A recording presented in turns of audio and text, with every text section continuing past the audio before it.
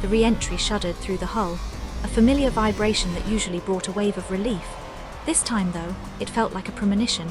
Captain Ava's stomach churned as the viewport crackled to life, displaying a landscape that was both agonizingly familiar and utterly alien. Dust, everywhere. A sickly yellow dust coated the ruins of what had been Los Angeles. Landmarks were skeletal, overgrown with a strange, fleshy vine that pulsed with an obscene energy. No skyscrapers stood intact. Only jagged teeth of concrete pierced the smog-ridden sky. "What the hell?" Jax, the comms officer, breathed, his voice barely audible above the hum of the engines. His normally cocky demeanor had evaporated, replaced with a wide-eyed horror. "Run diagnostics again," Jax, Ava barked, though her own voice felt thin and strained. "Radiation levels, atmospheric composition, anything." The readings were off. Atmospheric toxins spiked erratically. Radiation was elevated but not catastrophic. The real shocker was the life sign scanner.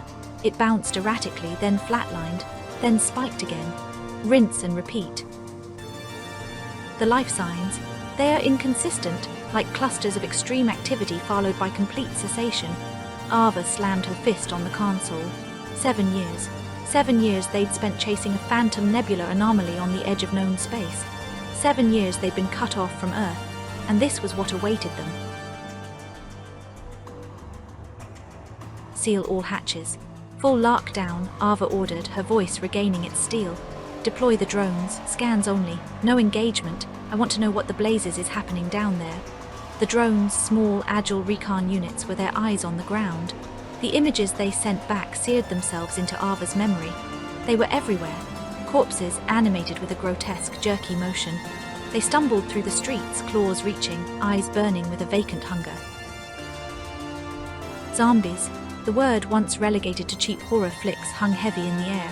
It felt absurd, impossible, and yet it was undeniably real. "Report," Ava demanded, her voice tight. "Estimated population. Millions, possibly hundreds of millions," Lena stammered. "Their locomotion is slow, but they're relentless. They're drawn to movement, to sound, to anything alive. Possible origin," Ava pressed. "Unknown. The atmospheric toxins, the radiation fluctuations, it's all connected, but we can't pinpoint a source. It's like the entire ecosystem is twisted." Jax spoke, his voice choked with emotion. "I'm picking up a faint signal, a distress beacon. It's weak, but it's there. Coming from downtown." Ava hesitated. Risking her crew to potentially rescue survivors in that nightmare was a gamble. A huge gamble, but the thought of leaving anyone behind, trapped in that sea of the undead. "Prepare a rescue team," she said, her voice firm despite the knot of fear in her stomach. "We go in, we get those survivors out, but we follow protocol to the letter. Maximum protection, no unnecessary risks. We're not here to become their lunch." The shuttle descended, a silent predator against the blood-red sky. The city below was a graveyard of shattered dreams, a testament to humanity's fall. As the ramp lowered, Ava gripped her plasma rifle, her heart pounding in her chest. They were stepping into hell, and she was determined to bring them all back alive. The fate of humanity, or what was left of it, might just depend on it.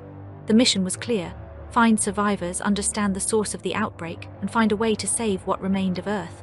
Easier said than done when facing an army of the undead.